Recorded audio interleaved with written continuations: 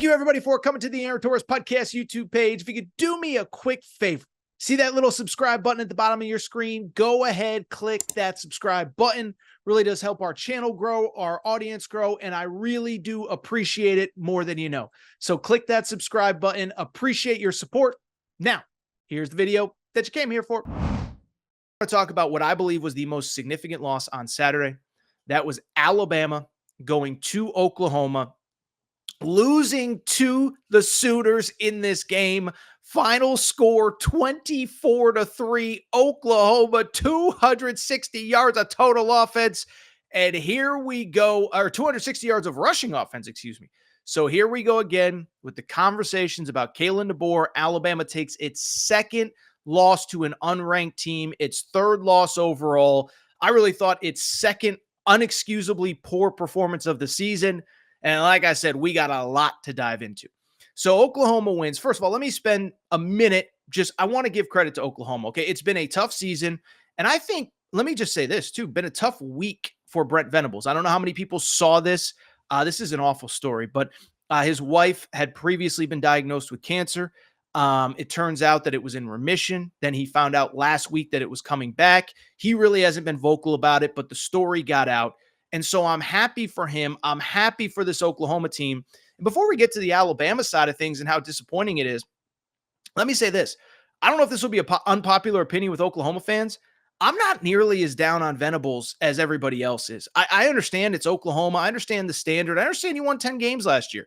But he is a defensive coach. The defense has been great. The wide receiver core has been banged up all year. I think at one point, like their top 6 receivers were all out with injuries. They've all missed time. And really, the big issue was we knew coming in the O-line was going to be a problem. Well, that was the problem for most of the year. So I don't think you can judge the offense. I don't think you can judge Jackson Arnold. The defense is great. And for Oklahoma, the goal is go into the portal, work, get O-linemen. I know they're the toughest position to find in the portal. But listen, we could criticize Colorado. In one offseason, they rebuilt that O-line, went from 4 wins to now 8, maybe 9. It can be done. But I don't think Oklahoma's that far off from being a very interesting team going into next season. Still, as I always say, the more interesting story is in the losing locker room, and the more interesting story is Alabama. Because you go on the road, you get embarrassed, and I just threw out the stat, 260 yards rushing for Oklahoma. They couldn't move the football all year. 260 yards rushing for Oklahoma, 5 yards per carry on 49 carries over the course of the game. And when I look at this, here's my big picture takeaway on the state of Alabama football. I think it goes without saying the third loss all but eliminates them from the playoff picture. We'll talk big picture playoff stuff later on. But to me, you know what really stands out? I think there is one reason that I want to defend KALEN DEBOER for everything that has happened this year. And I think there's one reason that what has happened at Alabama is absolutely inexcusable and does fall on KALEN DEBOER that needs to be talked about. Now, why I'm going to defend KALEN DEBOER, I don't think Jalen Milroe was ever the guy that if KALEN DEBOER was picking a quarterback that he thought was perfect for this offense, awesome for this offense, I don't think Jalen Milroe is the guy, okay? And I think KALEN DEBOER did about as well of a job as he possibly could coaching around Jalen Milroe this year. But I said it after the game on Saturday is Alabama's offense. It's week 13.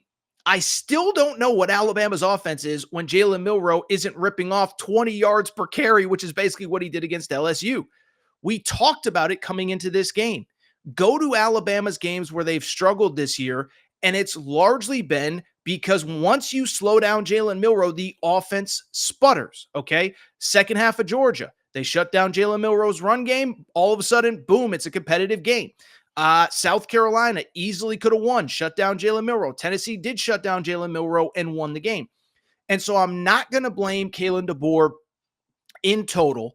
By the way, and producer Matt, pop up the Nick Saban tweet here because this was I'll say this, I think it's one of my great takes that I've ever had.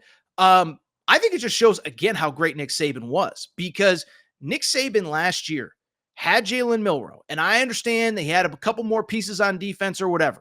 But against arguably a tougher schedule, I tweeted this out. Nick Saban coached around Jalen Milroe's limitations, went 11-1, undefeated in the SEC, and won a league title.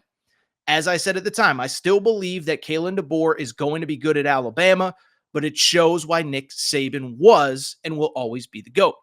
And so Nick Saban did a great job coaching around Jalen Milroe last year. I don't think Kalen DeBoer, I think Kalen DeBoer did about as well as he could. Jalen Milroe's not Michael Penix. He doesn't have a great touch. He throws a pretty deep ball, whatever, but he's not the same player, and he's not a Kalen DeBoer quarterback. And so until Kalen DeBoer has his quarterback, it's hard for me to get angry and fired up about the state of Alabama football and the state of this program.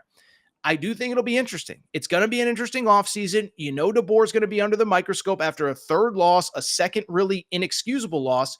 But I need to see what it looks like with the backup Austin Mack, who he brought from Washington, who was the heir apparent for Michael Penix. I need to see what it looks like with Keelan Russell, the five-star kid that everybody is raving about that Alabama's bringing in. Until that happens, it's going to be hard for me to really criticize Kalen DeBoer because, again, I don't think Jalen Milroe is the quarterback he would have wanted. And all season long, I've been saying it since the Vandy game. Everybody was focused on the defense against Vandy. And I said, look, I get the defense hasn't been very good, but to me, it's the fact that when Jalen Milroe isn't running the ball, you have no offense. And so that's the part that I don't blame Kalen DeBoer on. Now, what I do blame Kalen DeBoer on, and where I think there is a big picture conversation that needs to be had, that is the second time this year that Alabama has shown up completely unprepared to play. And I understand that everything Kalen DeBoer does is a comparison to Nick Saban. I understand that Nick Saban is the greatest to ever do this, in my opinion. But Kalen DeBoer knew what he was going to sign up for. He knew what he signed up for. He knew that every time there was a wrong twist, a wrong turn, he was going to be compared to Nick Saban. So I don't feel sympathy. And I will say this about the previous coaching staff versus the current coaching staff.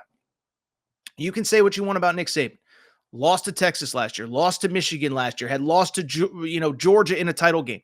Nick Saban's teams never lost because they were unprepared, not ready to play. And this is the second time this season this happened. The Vandy game, it was different. It was more high scoring, but it was a team that was not ready to play. Oklahoma, it was different. It was low scoring, but it was a team that was not ready to play. And so there is no way to describe this first year of the Kalen DeBoer era other than an abject failure. And it's not a failure because Alabama didn't make the playoff and is almost certainly not going to make the playoff is probably the right way to say it. Why it is an abject failure is because when you looked at the schedule, you could see the scenario where Alabama went 9-3 in the preseason and missed the college football playoff. Georgia at home, at Tennessee, at LSU. We thought Oklahoma was going to be good in the preseason. But to lose 3 games, that's not the problem. The problem is you lost 3 games, including 2 of them where you just didn't show up ready to play against inferior opponents. And oh, by the way, they were both on the road, which I think is significant in its own right because you showed up ready to play against LSU. That's your big rival. I think you largely showed up ready to play against Tennessee. Tennessee's just a good team. Those are your 2 rivals. You should be showing up ready to play. The counter to that is the 2 games that you should have won, no doubt about it, on the road, you didn't play well. You didn't show up ready to play. And so when I look at the state of Alabama football, guess what? Listen, I can't see into the future. But one thing I can say is this. As long as Kalen DeBoer is there, they're going to have to play on the road in the SEC. And you're going to have to win these types of games. And I think that's where it's frustrating. And that's on top of all of the stuff that we've already talked about with Alabama. The idea that, you look at a situation where, the penalties against Vandy in what was it? The Tennessee game, Kendrick Law gets the dumb penalty late in the game. Vanderbilt, you look at that game where Malachi Moore kicks the football when the game's over. The point I'm trying to make, I'm not going to blame Kalen DeBoer because he doesn't have his quarterback, but that stuff absolutely positively has to get cleaned up.